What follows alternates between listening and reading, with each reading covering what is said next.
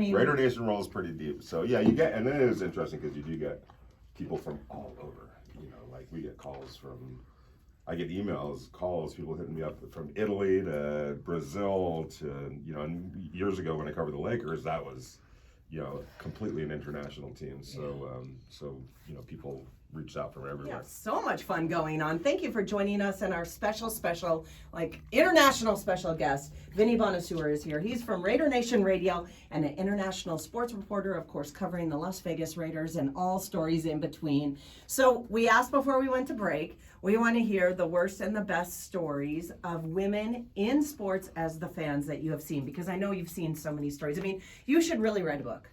Yeah, I've been told that. You really, really should. But again, how long have you been doing this? How many years? It's been 30 years or so. So, I was sure. I was like straight out of high school, basically. I thought you would say junior high. Junior high. So Elementary school. there's a little bit of knowledge in that dome there, right? A little bit, yeah. yeah. I would hope to. I think so, yeah. All right, so of course, ours is specializing in the sports fan through the eyes of a woman. Let's start with the worst that you have ever seen. Man, I mean, are we talking about things that I've seen that, Have happened to women, Yeah, or like that you've I've seen in the stands that a woman might have been treated or done? I've seen things in locker rooms, Ooh. and this is like way back, and thankfully we've come a long way. Haven't Yes. come as far as we need to have come, I don't believe, but making inroads. But I go back to the days when women were first allowed into the locker room, right? And that was a huge deal for a lot of people, and it would always be, I felt so bad for my women colleagues because it would be like women in the locker room, like right before we all would come in. Nobody ever said men coming into the locker room. Right. We just would walk into the Right. clubhouse, locker room, whatever it was. So all of a sudden, that was the warning sign, like cover up or do what you got to do, and I'll say this: I would say most of the male athletes were respectful of it and understood Keyword it. being most. Yeah, most. Picked up on that. Right, because there were some dumbasses, if I could say that, Yeah. that weren't. Oh, Rachel swears all the time. Yeah, I didn't know if I could do it here, but now that I know. So, do you think it was a protest or just being like just a ding dong? That and maybe tinged with a little bit of resentment that I'm even having to put up with this. Right. There were some things that were said and some things that were done that were just, looking back on it. And even at the time, I was like, come on, dude. Just parading around, trying to With make the ding dong somebody hanging out. uncomfortable. Yeah. You know what I'm saying? Like it was, Yeah. there were, like now that dude would have gotten, I can't, I can't say who it was, but No, I that's know totally exactly fine. who it is, right? I can see it in my, where they would be, this would be something where you could get like banned for life type of stuff. Right. And did you see just everything just come out of that woman reporter, or how did she take it? With the strength of Hercules, kind of like, hey, I gotta just plow through it. Like if I, were to, make a scene right now, or then I might ruin it for the next person or myself. There was a time when, and this probably goes across all businesses and everything, where you just had to not grin and bear it, but just quietly fight your battle, quietly. Maybe with your friends or some colleagues, but it wasn't something that you would come out and necessarily talk about because you didn't want to get blackballed. Right. So it was a difficult position to be in. But do you think that we've even made some advances? Because look at Erin Andrews and what she did. Yeah. Right? I mean, and she still is reporting and Totally. doing great things. No, there's still a lot of that. There's still a lot of that, and I've had some of my female and women colleagues share voicemails that they've gotten at work, or letters, or emails more nowadays. Right. That are just the most vile, disgusting things you're ever gonna see from fans who are, stay in your place. What do you do? Get in the kid, like stuff like that's like tame. And you're saying today that still goes on. Literally today. Wow. Go on Twitter. I can't wait to get fun emails like that. I have Can't to tell wait. you, I've been in broadcast for 33 years, and I've gotten it Yeah. from I'm the sure you have. beginning. I have. Right. And of course, sometimes I'm always that blonde that's like, hee hee hee, Right. which of course I get it. I've played that role. But I've gotten some pretty harsh things sure. too. But it always surprises me, and maybe just because I like to live in rainbows and bunny land. Right. I really do. And I just do it, just go forward. And Rachel comes from a world of a whole nother world where she's experienced things, a business sure. owner, a paralegal, in law. It surprises me that you use the word vile of people still saying that to women and getting emails like that. Yeah, and I mean, I get stuff too.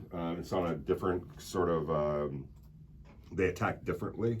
So, but yes, and it's vile. There's vile things that are said to me. I'm sure you've experienced some of that yourself, but it's like, it astounds me that, you know, there's some guy out there that just can't get over the fact that, you know, there's you know, women that know, first of all, to you, whoever writes that, they know more, like 10,000 times more than you do. So just, you know, look yourself in the mirror. I always say that, like, look yourself in the mirror, because you're the issue, not them, that know what they're doing, that are professionals, that can write, that can broadcast, that know their information, that do the homework, that have the respect of the players and coaches that they cover, or whoever it is that they cover. And you're sitting there, whatever it is that you do, and you can't come to grips with that. Like, how sad of a life are you living that you can't come to grips with the fact that there's women that know their shit, you know? Well, and I think that goes to Rachel and I, because we're classic women. Yeah. We just got out of high school. And we've shared some stories on here, and one in particular for myself is, I was at a game, and the guy was just next to me in the seat and just staring at me. And it was making me so uncomfortable. Yeah. And I'm like, dude, the game is in front of us. He's like, I know, but you're so beautiful. Well, thank you. I mean, thank you. Yeah. But watch the damn game. We're here for the game. Right. Like, and I do know sports. And for Rachel, she's got them too. Well, and too, I think some of it is, for maybe, in my opinion, for that particular person, they're like, if we get her to cry, or if we get her to doubt her abilities, then, see, I told you. Right. I told you. There's no place for them here. They can't, you know, handle their business. And it takes one weirdo sitting at a desk, typing on a computer. But not even that. I mean, in law, I mean, I was in trials. And a lot of times, if you're a female lawyer, their main objective, if you have a male, you know, counterpart, is to make you cry in any way they can. For me, it energizes me. Yeah. If you don't have faith in yourself, sometimes it means like, oh, maybe what they're saying is true. Right. It took colleagues, it took friends, it took family to go, you know what, you are good and you deserve to be here. And I think to what you were saying, the women who started off in the beginning were trailblazers. But I think they needed, of course, I mean, we can say that, but I think they needed the help from their colleagues. If not, you know, the athletes that gave them respect that they did. So I think that's important to also kind of note. You can't do it by yourself. Right. Or maybe you can, but you do need a little bit of support to go, you know what, you deserve to be here. You deserve to be side by side with me. Right. Believe in yourself. Who is your favorite female broadcaster? Radio or TV? Ramona Shelburne. From ESPN, and it was we have a long history together because I covered her when she was a high school softball player at El Camino Real High School in Woodland Hills. Wow! And she literally, I tell her this all the time. She literally, I used to be one of those reporters that I could take notes, like when, interviewing. What happened on that play? You know, blah, blah, blah. And she was just like such a fast talker. I could never like keep up. So I was like, Ramona, I had to go by I literally had to get the tape recorder because of you. So anyways, she went to Stanford and as a softball player, great softball player. And one day, like it might have been she was going into her junior year. So at the end of her sophomore year, going into her junior year, she calls me and she's like, hey, she goes, I think I'm catching the journalism bug. You know, like I think, you know, I'm writing some diaries for the softball team for the school paper, you know, I'm liking this, you know, and she's like, you know, is there any way when I come home this summer, maybe I could get like sort of an internship with the Daily News, right? And which is where I was working at the time. I was like, let me see what I could do. I walk into my sports editor's office, Doug Martin, and I said, Doug, I don't ask the time of day from a clock, all right? But I'm asking you a favor here. I go, I really believe remember Ramona Shelburne? She played softball. Yeah. So, look, she's thinks that she's catching the journalism bug. She wants an opportunity to work here over the summer. I go, I'm just asking you. I believe in her. I guarantee you she's going to be good. He's like, well, if you feel that way, yeah, we'll do it. So she interned with us, and then it was pretty obvious. She was just an amazing talent, writer. We see her now on ESPN, but Right. her background is really writing. She's a brilliant writer, brilliant reporter. Is able to really connect with the athletes that she's, that she covers. So yeah, like it was so weird, like, and she's always, thank you, Vinny, and I'm like, me, you're you took it and ran with it. So yeah, we have a connection. So she's definitely my favorite. There's another great writer from The Athletic, Jordan Rodriguez. She covers the Rams. She actually replaced me when I moved here, and she's just an unbelievable. If you ever want a great guest, Jordan Rodriguez, I'll hook you up. Seriously, Yes, we do. she's Yes, just absolutely. next level. So there's a bunch of them, though. I mean, those are just personal friends I mean, of mine. there's tons of us, right? Yes, that exactly. are in the industry and that are up and coming, and a lot of people reach out to myself, and Yeah. when you can do this on something that you love, I think it only shows people that dreams come Right, true. absolutely. Right? Absolutely. I agree. Yeah, absolutely. Okay, so what's one of the best stories then? I guess since we're in the world of reporting, that kind of goes with what you do for women. Yeah, seeing somebody like Ramona's, growth, and it's funny because you guys know Jessica Mendoza. Yeah. Okay, she was the same exact time that Ramona was at El Camino Real. Jessica was at Camarillo High School, right? Yeah. And tremendous softball player. She's an Olympian, went to Stanford, and now to see her Doing Sunday night baseball. yeah, and here, okay, so we want to bring up, This is my negatives. baseball queen over there. All right, so the reaction to Jessica, first of all, I learned something every time I listened to her on the telecast. Her dad was a coach, Gil Mendoza, and she grew up in a sports family. She was tremendous in softball. She knows baseball, and she's just great at what she does. But some of the comments that you'll hear, I don't know if you've seen any of it, it's like, yeah, I'm like, what are you guys listening to? Like she has more baseball knowledge in her pinky than you do in your entire body. And she's up there articulating it and being great at her job. I just that like when we even to this day talking about that, like it's like, what are you guys listening to? What's the issue here? So It's almost like they expected her not to know what she's talking about because she didn't play baseball. She's sitting next to two, others that played baseball, but that does not mean that you cannot. There's definitely similarities in how we play. Right, of course. I mean, I was a softball player. I played up through college, so. Because we're not throwing overhand, we still have sinkers, we have screwballs, we have fastballs. Right. We also, the catcher, I was a catcher. Right. I controlled the field. Right. There's nothing different between what I do as a catcher in softball and what, my idol, Mike Scioscia did. Oh. Or Tony Pena. They were I my saw it. idols growing up. And it was okay. I was a girl idolizing boys because I didn't really have softball. I didn't watch softball until I got out of high school when ESPN started doing all the softball tournaments, and I watched Lisa Fernandez play for UCLA. Yeah, definitely. I mean, so who respects all that? The players themselves. I hope so. They do. Yeah, that was going to be another Watch question. Caitlin Clark and watch, the basketball player at Iowa. She's just a tremendous talent. She's going to be in the finals tonight. Go to YouTube and call up NBA players commenting on her game. Yeah. And they're like Steph Curry. Yeah. Like just marveling at how good she is. Kevin Durant marveling at how good she is. It's players, talent respects talent. Exactly. And I think that's why when she is doing the broadcasting, she respects the ability that these players have. She hasn't experienced it as a baseball player, but she's still an athlete.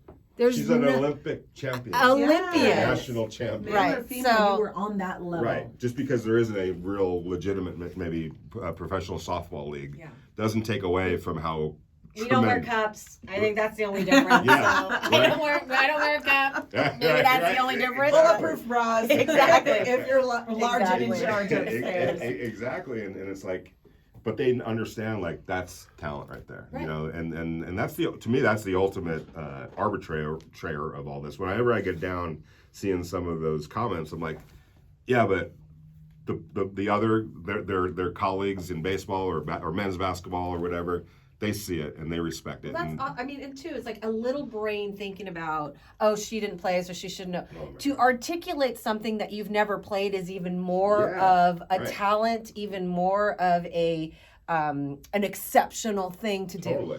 Totally. And I respect her. I watch Sunday Night Baseball because I do love that she's there. She's holding her own. And I believe her colleagues give her the credit and the comfort to do that as well. Completely do. Which is great. They know she's legit. Yeah. I love that. Okay, so we want to have you back. Will you be a guest with us in the future? Absolutely. We definitely want to have you come and join us. And we have so many things to get into. I mean, we could go on and on. I I mean, have so many more questions. so many, but So many more. Of course, the land you live in right now is the Las Vegas Raiders. Yes. So as It's we always are moving. Yeah, it's That always land is moving. always moving. Now, one thing is that people, I mean, how many years have I been a fan? You're a sports writer. I don't know that you really live in the fan world. Kind of, but Can't. you can't, Yeah. right? So we're fans. Oh, you can't? What? No, he can't. He's I have got to to- be Yeah. there. I'm either not Live a fan through of us people. then. Live through us. Because Yeah. we are, Because I don't want to say each- we're psychotic, but No, we're, I'll say I'm psychotic. I am. And that's I fine. am. I have 2 Raider tattoos. I am. It's been my life. And that's why Rachel and I are good together because we are psycho Raider Right. fans. Yeah. And I mean, maybe stalked a little. But anyways, that's for another That's show. cool. Every year, I don't care who you are. I don't care what fan you are. I don't care how old you are. The Raiders will always go to the Super Bowl for me. Right. Each and every year since I was a little girl, I will say that through This and is the through. year. You can be mad about the quarterback and the situation because I'm not saying I don't have feelings about that either. Right. Or players or Waller or, this, that, and the other that has happened. But I am a Raider fan, so I'm going to back the organization. Okay. Right? It's like if at work you might not like everything, but you work there. Right. So give us some inside tips for us going to the Super Bowl. Oh, man. It's gonna happen in our lifetime. Oh, such a reporter. well, this is the funny thing because Steph and I are why we love each other and we're so good together. I'm the opposite. I'm the Raider fan that knows our priors. Oh, yeah. So I'm the Raider fan that there's 40 seconds left in the game and we're up by 7. We're going to lose by 8. Right. That's the Yes. Raider fan. Yeah, The other she's shoe the to fake fall. balloon. Yeah. I don't want to and then I'm like, I'm sorry. That's just how I feel sometimes because I love the Raiders so much. I mean, I've been a fan forever. I mean, I saw Bo Jackson play. I saw the Raiders, in their prime. Howie Long's. Yeah. So I've gone through the gamut. Mm-hmm.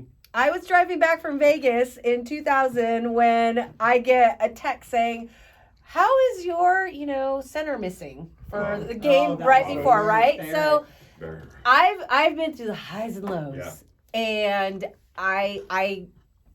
I think I've earned a little bit of that, nervousness, Mm-hmm. but I'm always a supporter. I support our team, and I do think that we're going to at least make the playoffs every year. Not the Super Bowl, but the playoffs. Right. So- And now we got Jimmy G, and Yes. it's ever changing, Right. and it's I could say this, you never know when, and I get the skepticism because it's been 20 some odd years of just, it breeds skepticism. But the great thing about sports is you never know where it can turn, Right. right? I mean, you go back to the 49ers before Joe Montana. Right. They weren't that good. And then all of a sudden it just changed. And all of a sudden they went on the New England Patriots. They were just... The last guy in the draft was their quarterback, and they win 7, 8 Yeah. Super Bowls. Right, exactly. damn that guy. So you never, Hate you him. never know when. We still don't say his name. No, Right, That guy. That the guy. last quarterback drafted. I mean, look at Yes. Kansas City. All you needed was Patrick Mahomes, and That's you what I'm win. saying. I mean, where can we get a Patrick Mahomes, please? That's the goal. Come on. That's the goal. And look, I can't sit here and say the Raiders are going to win the Super Bowl this year. Right? No, Yeah, I yeah. And understand. I don't think there's. I think they're realistic. This is what I like about this regime with Dave Ziegler, the general manager, who's a big part of this, and Mark Davis and Josh McDaniels. I think they understand kind of where they are right now. if things were to go right, they could maybe be like the Seattle Seahawks last year, where that was a team that they changed their quarterback, Russell Wilson. People were like, Pete's tanking, or this is going to be terrible. Well, they found a quarterback in Geno Smith who his teammates loved and rallied around, and they hit big in the draft, and they ended up with like 5 starters in the draft. And all of a sudden, they went from this team that was not supposed to go anywhere to winning 9 games and making the playoffs. Did that make them a perfect team? No. Do they still have holes? Yes. But they are back on the right track. And if you look at the Raiders, I think that the way the offense is kind of constructed, they should be competitive. They should be able to be a good offense. Now, how much better can they get defensively? And how much does Jimmy change sort of some of the dynamics of last year with all those close losses? Like, if you're being honest, they lost 9 of their 11 losses were within 1 score. I hate to bring up bad memories, but that's also I don't want to be overly positive about it, but there is some positive in that. They weren't a terrible team last year. They weren't getting, their doors knocked off. They weren't non-competitive in every game where you go, man, this is going to take years and years and years. They were actually pretty competitive, and it was just a play here or a play there or a dumb mistake here from winning, more of those games than they lost. So they're hoping that with Jimmy knowing this offense, maybe being a little bit better than Derek was in the red zone, and just making that offense a little bit more efficient. If they're in similar situation, in a similar, dynamic games, can they win 5 of those that they lost, of the 9 that they lost? And if they do, that's 11 wins right there. If they win 3, it's 9. You know what I'm saying? Like, they're counting on that helping them, win some more of those close games than they lost last year. Does that make them a Super Bowl team? No. But can they start creating somewhat of a winning foundation? They're hoping. And then, the bigger picture of all of it, they got to start drafting better players. They've been terrible in the draft. The numbers don't lie. No. The numbers just don't lie. And you can't build a sustainable team if you keep blowing draft. Like the 2020 draft, they had 7 players drafted within the first, I think, 141 players. We had 4 drafts in the first. We had 4 number 1 drafts. Yeah. In that 2020. In the 2020, and do we have any of those players left? 1 guy's left. That's where you build franchises. You get that. You don't get that in a lottery winning. That's like winning the lottery. And can I just put a side personal note? These are the statistics that I tell my 10-year-old son because they all want to play in the NFL. Right. Oh yeah, that too. But in this case, it was, the Henry Ruggs situation. It was Damon Arnett, who should have never been drafted where he was drafted. It was a bunch of players that should have never been drafted where they were. And I'll share a conversation I had with Dave Ziegler, their general manager. It was literally the day that they benched Carr. Right. So we're talking, and they're ironically enough playing the 49ers that week. And we're going through their roster, the 49ers roster, and he's like, where'd they get this guy? Where'd they get this guy? All these star players on their defense. Draft. Their whole defense was homegrown. And he's like, where's the Raider guys that fit that category? Max. Maybe Nate Hobbs at some point. But they didn't have, it was just Max. Max was the only drafted player that has really made a Pro Bowl level kind of an impact. He's like, you can't do anything in this league until you can get a foundation set of your own drafted players. It's more cost effective doing it that way. You have players that are playing on rookie contracts. You're not always having to go out in free agency, spending a bunch of money to fill holes. And it's never going to work where, all right, this offseason we're going to go get that guy from the Colts, that guy from the Saints, that guy from the Buccaneers, and I hope it all kind of comes together. And it's I mean, okay, we like Alabama. We get a lot of Alabama. They don't work out. They don't work out. The ones they drafted. Don't work out. They're drafting the wrong Alabama guys.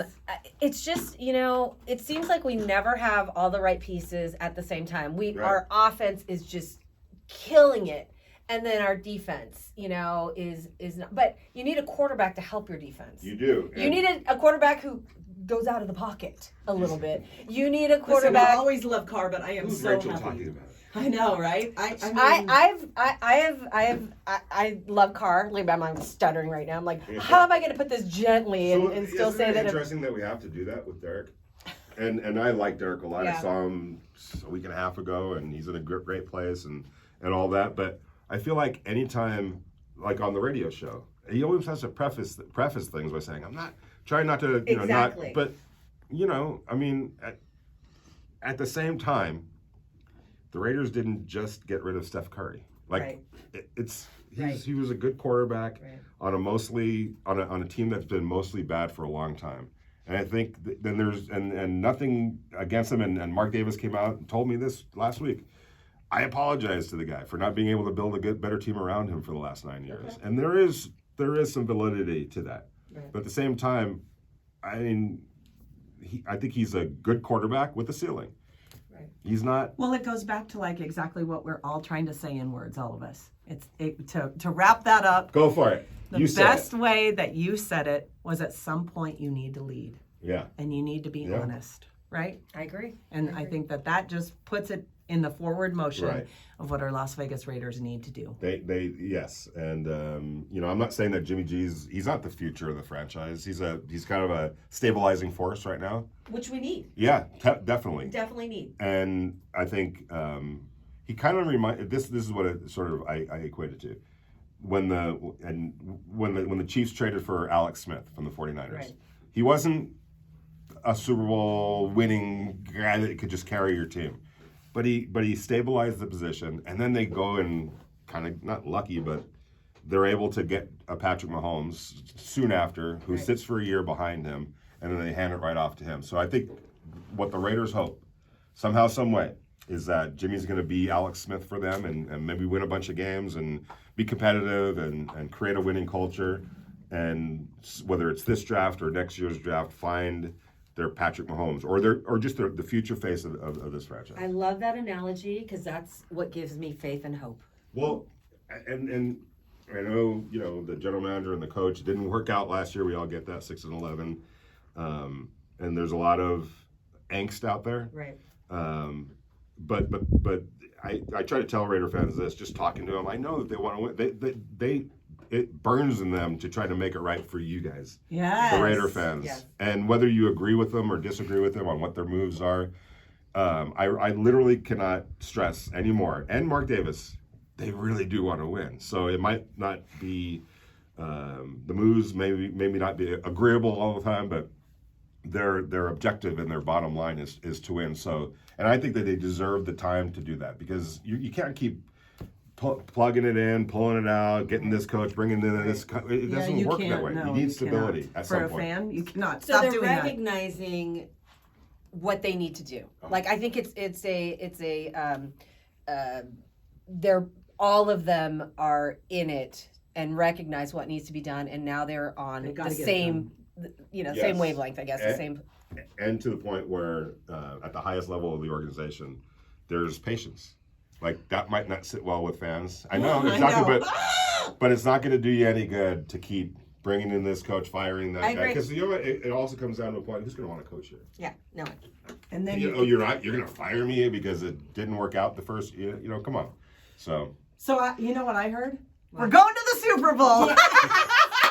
in Las Vegas, we don't have to go anywhere. Yeah, see, that's what I want. That's Oh going my to be quite gosh. the scene. Vinny, never thank know. you. Thank you so much. This welcome. has been so much Thank fun. you We guys. definitely are going to have you back, right? Oh please, yes. I have so many more questions. Okay, We and got pimp all of them. yourself out for people. Where can they find you? Only Only good emails and texts, or I'll come get you. You know what I found?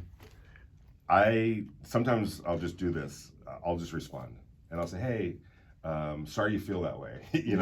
And I get your point. I get where you're coming from, but here's why I kind of feel this way. And invariably, I'd say 100% of the time, "Wow, I didn't even think you were going to respond." Hey, I'm sorry that I said this or that. Okay, I see where you're coming from now. Like you can make an enemy, or you can make, I always call it a listener or a reader. Yeah. Or and somebody that it gets humanized. Like they're just, so much of it is howling into the wind. Like they're so mad and so frustrated. And I get that. Right. That I'm not even, or we're not sometimes like actual people Right. to them. Right. They're just somebody that they could vent to. And but then when you say, hey, there actually is somebody on this other side that you just called every name in the book, and I'm gonna overlook that and say, here's kind of where I was thinking. I get what you're saying. It always just like that. Changes them. Yeah, it disarms them, and all of a sudden they're like, okay, all right. Yeah. So All right. Well, where can we get at you? Daily News Vinny on Twitter, the Las Vegas Review Journal, vegasnation.com, and then the Morning Tailgate Show, Raider Nation Radio, 7 a.m. to 10 a.m.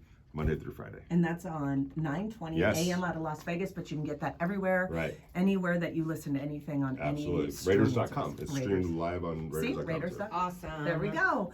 Well, Vinny Bonsignore, thank you so much. Raider Nation Radio, international sports writer, all kinds of great stuff on the Real LV Raider Ladies podcast. It's been a pleasure. Thank you very much, guys, Thank for you having so me. Really much. appreciate it. Thank you guys for listening. Of course, this was developed and created by myself, Steph McKenzie, and Rachel Nunez. that's you, Rachel. When I say and, that's you. Flight of Carpinteria. I'm just learning this here, everyone. Of course, we take fun sports talk through the eyes of a woman and how it's evolved. So have a great day, have a great week, be blessed, and we will see you again soon. And as we always say, go Raiders! Go Raiders.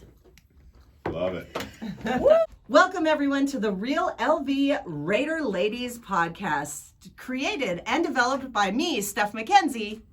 And me, Rachel Nunez. And we take you through the evolution of what it's like to be a real sports fan through the eyes of a woman. It's so much fun, and very excited for our next guest, who has been with the Raiders through and through for years and years and years. Of course, we always talk about the Raiders, but we talk about sports stuff too. And he's got it all. It's JT the Brick from Raider Nation Radio. Wow, ladies, thanks for having me. I've been waiting to do this. I'm thrilled to be here. How are you? Well, I'm awesome. I'm so excited to finally have you on. I'm like in awe. Well, I am thrilled to be here because I listen to all of your work. Even when I'm up early in the morning, you're my number one go-to, along with Howard. I listen to you. Okay, I'll let you And have you're that. my number one go-to female Raider fan. Yes, thank So, you. there you go. And I now will be your number 2. I will take that. I Yes. can use it number 2. How are you guys? Thanks for we having are me. so amazing. Well, first and foremost, for people that might not know you or new people, that are listening, what are you to the Raider organization? I've been kind of a jack of all media trade. I just finished year 24 with them in a whole bunch of different media capacities. I do pre and post game. I was their sideline reporter back in the day. I interview the head coach on television. I do the coach's interview Here in Las Vegas. here in Las Vegas. And I basically do a 2-hour Raider radio show every day, a Raider podcast. So I started with the Raiders in 1998 as their pre and post game host, and I've been doing it through this past season, going into year 25. So, can we say that you are a Raider fan, or do you only get to talk about it from a political reporter stance? No, that's a great question. First off, backstory, I didn't grow up a Raider fan. I grew up a New York Giant fan in Long Island, New York, diehard. We couldn't tell with that accent. Yeah, the thick G-Man, accent, right? especially coming off the Red Hot Chili Peppers last night. So it's going. But so I moved out and I started in radio. I won the Jim Rome Smack Off. I won a caller contest, which Stop back it. then, yeah, With Jim Rome. yeah, I won his first ever Smack Off, which at the time was way before reality TV and American Idol and all that. So I won a contest, and if I would have came in second place in that contest, I wouldn't be sitting here today. And what made you do that? I was a caller. I was a stockbroker in New York. I moved out west to San Diego in the early 90s, and I switched over firms to Smith Barney and Merrill Lynch. And I would be in my car, and I was listening to sports radio every day, and the Jim Rome show and a couple other shows in San Diego. And I just fell in love with the culture of sitting in my car, listening, and calling in. And once I started calling in, I was hooked. So Jim decided to have a contest where he invited the best 20 or 30 callers, invite only. You had to get invited from him for this contest called the Smack Off. And I entered it with about 20, 25 guys, and I won it, which was just a great call. I put together a 2-3 minute call on Good Friday. I went into my studio and I cleared off, my office. I cleared off my entire desk. I had a couple of handwritten notes, that was it.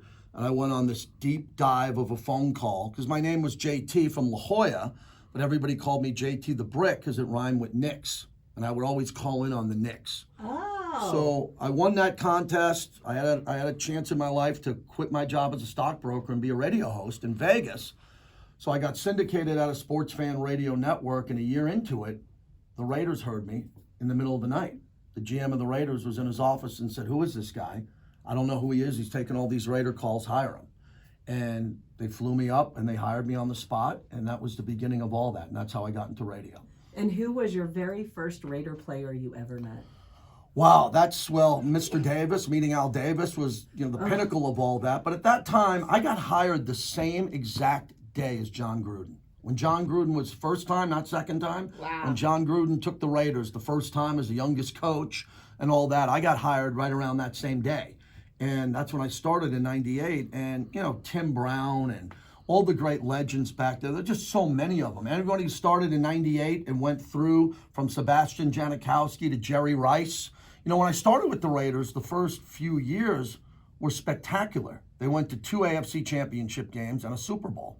So I thought that was going to be You're like, every I'm year. in it. Oh, it was incredible. And I sat in the black hole, and I would hang over the black hole with the fans with all, the makeup on and the insane fans, the notorious fans. So when I started, I went to the black hole. This is a cool story I don't tell much. I went to the black hole, and I met this guy, Black Hole Rob, who founded the black hole. And I said, look, you guys don't have any representation on the radio. And I go, I can't fake that I'm a Raider fan because I'm not from here. But I'm going to back you guys if you back me. And he looked me in the eye and he says, if you don't screw us up, if you don't do us dirty, you're one of us. And right at that moment, I became embedded with the Raiders. And then I became more of a fan. And now I'm a diehard fan. Yes. And a lot of people who give me crap about that say, well, you weren't a Raider fan. Well, yeah, you're right. But I think I invested 24 years into this product. And now that they came to Vegas, I'm a diehard Las Vegas Raider fan because I love everything about Vegas. Well, and truth be told, JT and I are really good friends outside of anything we do for broadcast. And of course, the love of the Raiders have brought us together. Fun story about JT, Rachel, I have to tell you. He didn't remember this story, but we were I was a Uber fan. Every time I saw JT, he'd be on TV up and down California and in Vegas before they came here. And I was like, oh my God, I love that guy's job. Like a Jamie Little, right? Because he's in broadcasting, he's doing great things, and he was with my team. Yeah. And he was talking to everyone and doing all this cool stuff. And we were at this big, huge charity auction at the Palms. And JT was there, and they were broadcasting, doing stuff. And he was a little tipsy. Not if I was on the air. Not if I was on the air. If I was a guest at the Palms, that would have been something. And I was like, oh my God, JT, it's so nice to meet you. And he kind of blew me off. And not because he meant to, or, there's a lot going on. And he's a big star. He probably won't give it to himself, but he is. He does a lot. And so from then I was like, I don't know if I like him anymore. And now we've become the best of friends. Well, I'm big on first impressions, and I try to make a great first impression with everybody. So if you took that the wrong way, that's on you, not on me. Or you can blame the beverage that I had in my hand at that time, or the stress of doing that. But we became great friends. I have so much respect for you and the brand that you've built here on the radio in Vegas, and doing what you do, from remotes to concerts to all the charity work you do, all the MC work that you do, and then knowing your family and your kids and everyone surrounding your life. It's just a pleasure to be friends with you. We've had a nice run, and it's just beginning. Yeah, it is just beginning. Yeah. And that brings us to everything that we'd love to talk to you about. Mm-hmm. First, we're going to jump into why we're here and the evolution of women and women in sports, because that's something you and I have really talked about a lot about, and that's why Rachel and I are here. It's been, not just win and loss with the Raiders, but being a woman and going. I've traveled with the team. I've gone to games, numerous games, spent a lot of money. And sometimes it's not really fun being a woman, being a fan. Have you seen some things like that? Especially, I'm assuming you have, been in the black hole and all the years being with the Raiders, of women being treated just like, Yeah, I mean, I've seen a lot, but I haven't seen a lot of disrespect. I've seen a lot of diehard female Raider fans who get right in the middle of it. I mean, hardcore Raider fans who come to games on the road, they're tailgating, they go right into the hardcore part of a stadium on the road, and they represent. They got their gear on. They'll go toe-to-toe with guys. They cheer. I haven't seen a lot of disrespect where males were saying bad things about women often, but of course, from time to time, you see something stupid with any gender here. But I just want to tell you, I have a lot of respect for the female Raider fans who have put their life and heart and soul into this like you have. And some of the best Raider fans that I've ever met, are inside that stadium. I mean, not everybody can go to a game, as you know. Not everyone can get tickets or afford it. But you see so many women at the game representing the silver and black. And then they bring their kids, and their kids are 4 or 5 year old little girls. They're wearing the Woodson jersey, or they're wearing, now coming up, a Jimmy Garoppolo jersey, and you see them, and it's just a fan base that is so deep and spirited, passed down from generations, grandparents, grandmas, grandfathers, aunts and uncles. That's why I'm proud to be associated with this team, the fans. The fans, you can't pull over anything on these fans. They're the most authentic, hardcore, notorious, genuine I've ever met. And I've tried to defend them everywhere I go, because fans from around the country, as you know, Denver, Kansas City, San Diego, now LA, they'll talk about a couple of isolated incidents over the years. Every team has that. Everyone team. With the Raiders, it gets magnified. It gets magnified. Why? Because I think that's another good question. I think a lot of it has to do with the early success of the Raiders, right? They've played in 5 Super Bowls. They've won 3. They were the team of the decades. They won a lot. When they came into this league, they won constantly up into the late 80s and 90s. And there was a lot of jealousy, and there was a lot of aggression. And Raider fans, it's the silver and black. You know, it's the shield. And Raider fans will go into a hostile environment. If they get pushed around, they'll fight their way out of it. And that just builds the notorious element of them over the years. So when I get on the radio and fans call in nationally from around the country and say, oh, Raider fans are this and that, I say, no, go to a game, come with me into the black hole, come to the tailgate and meet these police officers, doctors, lawyers, nurses, military, great people. And every fan base has a couple of knuckleheads. But I think the Raiders, it gets overblown a bit. Well, I mean, I am that Raider fan, that Raider female. I've been going to games since the 80s. I watched, our first Super Bowl, and my grandfather was a Washington Redskins fan. Okay. And we played in the Super Bowl, and he's like, Mija, who do you like? And I know I told this story about my grandpa. I said, I like the Pirates, Papa. And since then, I love the idea and the image of the Pirates, and no matter how harsh the seas are, we are always in it to win it. No doubt. There's a dedication to win, and that's just not from Al Davis. Commitment to excellence, pride and poise. They mean that. Mark Davis cares about it. Mrs. Davis. When we talk about women, we got to talk about Carol Davis. Yes. And the impact. She's the owner of the team with her son, and she is a tremendous woman who cares about this brand as much as anyone. And I'm proud to know her and been at some private events with her and seen her behind the scenes. And she's just a glorious woman. She lit the torch in memory of Al Davis for the first ever game when there was no one in the stadium. Promise me we'll dive into that topic in a little bit. Okay. Which is unbelievable. But, getting back to the fans are the culture of this organization. And these are great fans, and they've been through a lot. And they've been through a lot, going from Oakland to LA to Oakland, potentially Carson, California. And then they end up here in Las Vegas. And I was in the middle of all that, all of it. And it was pretty intense up in Oakland near the end, because a lot of fans took it out on everybody. They took it out on the coach. They took it out on the radio host. They took it out on the owners. And I was just watching this happen. And to see them come to Vegas, I've been telling people over the last couple of years, let it breathe. We miss Oakland. We never wanted to leave Oakland. Never wanted to leave. No. The politicians there really drove the Raiders out, along with a lot of other stories there. But now I'm starting to see, it took a year or two, but Oakland fans are coming here going, I get it. You Look don't at the hear it stadium. so much. You don't hear the anger. No, you don't hear it as much because the fans needed to see the venue. They needed to see Allegiant Stadium. They knew what we had in Oakland, and at the end of it, the stadium was falling apart. It was just really a rough place to be at if you were a fan. You didn't have any amenities, right? Then you come here, and it's not all about the amenities, but the fans get it. They go inside, and it's all silver and black.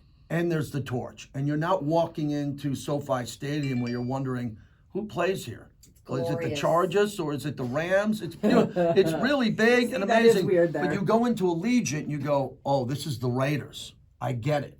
And I think the fans now have come to grips with that. It'll never be Oakland, but Las Vegas is special. Well, it was, promises made, promises broken twice. Going to LA, the Coliseum was supposed to be our, the newest, the greatest, the best stadium. It was promised to Al Davis. Yeah. Never happened. go back to Oakland. Oakland's like, we're going to make this right. You guys are going to be, top of the league, the best ever. And no one could get their stuff together.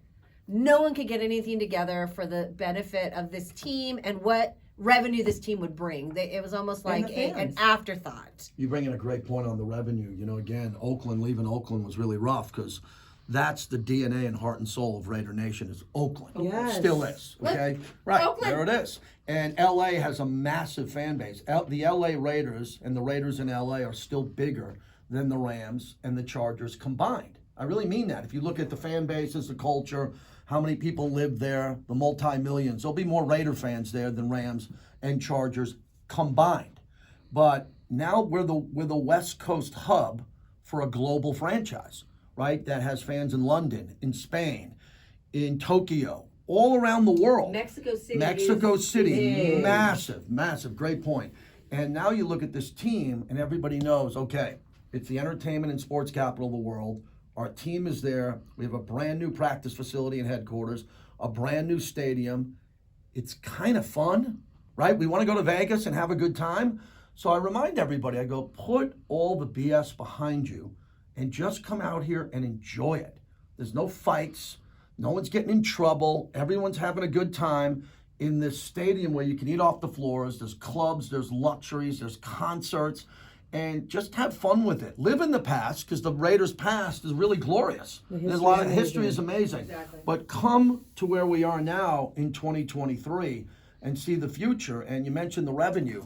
The revenue that Mark Davis is bringing in with this franchise now, with all the men and women who built that stadium, brought the team here. You can't imagine it. We just saw that the Commanders are going to be sold for $6 billion, right? The Denver Broncos just sold for $4.5 billion. Right.